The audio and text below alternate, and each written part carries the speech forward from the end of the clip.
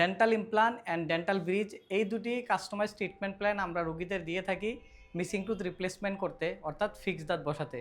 Hello everyone, আমি doctor Monirul ইসলাম। আজকের এই ভিডিওতে আপনাদেরকে আমার একজন রিয়েল পেশেন্ট, ওনার কীভাবে আমরা মিসিং টুথ রিপ্লেস করব ডেন্টাল ব্রিজের মাধ্যমে আপনাদেরকে দেখানোর চেষ্টা করব।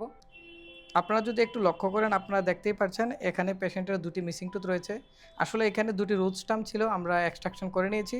এখানে একটি রুট স্টাম্প ছিল, আমরা এক্সট্রাকশন অলরেডি করে নিয়েছি।